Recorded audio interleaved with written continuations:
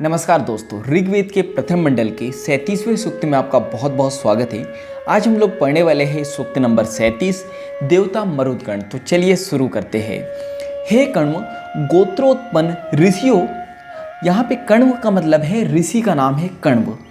तो हे कण्व गोत्रोत्पन्न, गोत्रों से उत्पन्न ऋषियों और विहरणशील, विहरणशील का मतलब होता है घूमने फिरने वाला या टहलने वाला, विहरणशील एवं शत्रु रहित, यानी जो शत्रु के बिना है, शत्रु रहित है, शत्रु रहित मरुतों को लक्ष्य करके यानी कि टारगेट करके स्तुति करो यानी प्रार्थना करो।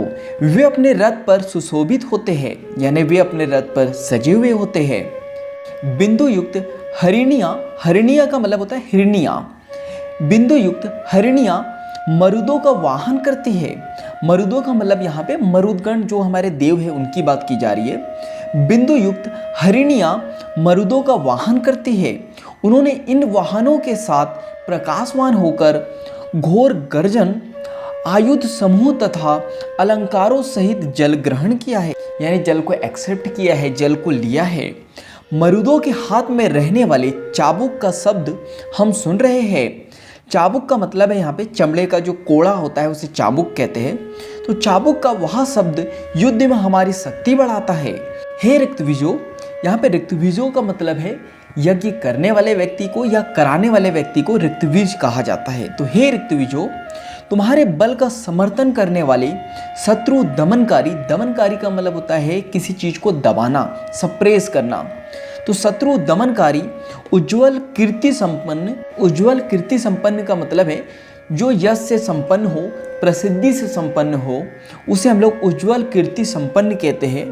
एवं शक्तिशाली मरुदों की स्तुति, स्तुति का मतलब होता है प्रार्थना, एवं शक्तिशाली मरुदों की स्तुति हवि ग्रहण करने के उद्देश्य से करो। तो यहाँ पे स्तुति का मतलब होता है प्रार्थना और हवि का मतलब होता है यज्ञ में डाली जाने वाली पवित्र सामग्री को हवि कहते हैं। तो शक्तिशाली मरुदों की स्तुति हवि ग्रहण के उद्देश्य से करो। हे ऋक्तविजो, दूध देने वाली गायों के बीच स्थित मरुदगणों के अविनाशी, अविनाशी का मतलब होता है जिसका नाश ना हो सके, अविनाशी विहारशील एवं सहन करने योग्य तेज की प्रशंसा करो, यानी प्रकाश की, तेज का मतलब होता है प्रकाश, तो तेज की प्रशंसा करो। वह तेज गाय का दूध पीने के कारण बढ़ा है। हे धरती और आकाश को कंपित करने वाले मरुदगणों, तुमसे कौन बड़ा है? तुम जैसे पेड़ की चोटी को कंपित कर देते हो, उसी प्रकार सब दिशाओं को कंपा करो। कंपा का मतलब होता है यहाँ पे वाइब्रेट करो, कंपन्न करो। हे मरुदगणों, तुम्हारे चलने से घर गिर पड़ेगा। इस भय से लोगों ने घरों में मजबूत खंभे गाड़े हैं। तुम्हारी चाल उग्र, उग्र का मतलब होता है भयानक, उग्र एवं झकझोरने वाली, झकझोरने का मतलब है हिला देने वाली है। तो तुम्हारी चाल उग्र एवं झकझोरने वाली है। तुम्हारी तेज चाल से चोटियों वाले अनेक पर्वत हिल जाते हैं। हे मरुदगणों, तुम्हारी चाल सभी पदार्थों को दूर फेंक देती है। वृहद, वृहद का मतलब होता है बूढ़ा, वृहद एवं दुर्बल, दुर्बल का मतलब होता है कमजोर। वृहद एवं दुर्बल राजा शत्रु के भय से जिस प्रकार कांपता है, उसी प्रकार तुम्हारे चलने से धरती कांपती है। मरुदों की उत्पत्ति का स्थान आकाश स्थिर रहता है। आकाश मरुदों की माता के समान है। आकाश में होकर पक्षी निकल सकते हैं। मरुदों का बल धरती और आकाश को पृथक करता है, यानी अलग करता है।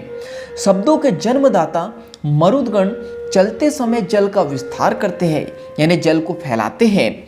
और रंभाती हुई गायों को, रंभाती का मतलब होता है जो गाय आवाज निकालती है, तो उसे हम लोग कहते हैं रंभाती हुई गायों को घुटने तक गहरे जल में प्रवेश को प्रेरित करते हैं।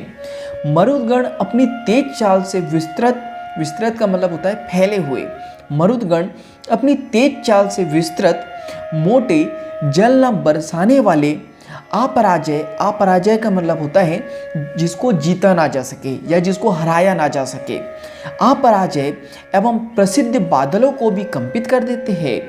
हे मरुतो, तुम शक्तिशाली हो, इसलिए समस्त प्राणियों को अपने अपने काम में लगाते हो तथा मेघों को भी प्रेरित करते हो। मेघों का मतलब होता है बादल, तो मेघों को भी प्रेरित करते हो। मरुदगण जब चलते हैं तो मार्ग में सब और ध्वनि अवश्य करते हैं, उस ध्वनि को चाहे जो सुन सकता है। हे मरुदगणों, अपने तीव्रगामी वाहन के, तीव्रगामी का मतलब होता है तेज गति से चलने वाला। हे मरुदगणों, अपने तीव्रगामी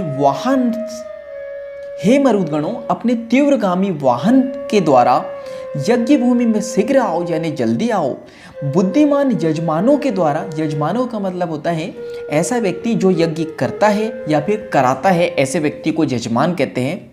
तो बुद्धिमान यजमानों के द्वारा की गई सेवा से उनके प्रति तृप्त बनो, यानी शांत बनो। तो हे मरुदगणों, हमारे द्वारा दिया हुआ हवि तुम्हें तृप्त करने के लिए, यानी शांत करने के लिए है। हम पूर्ण आयु जीने के लिए तुम्हारे सेवक बने हैं। तो यहाँ पे सूक्त नंबर 37 समाप्त होता है। आज के लिए इतना ही। धन्यवाद।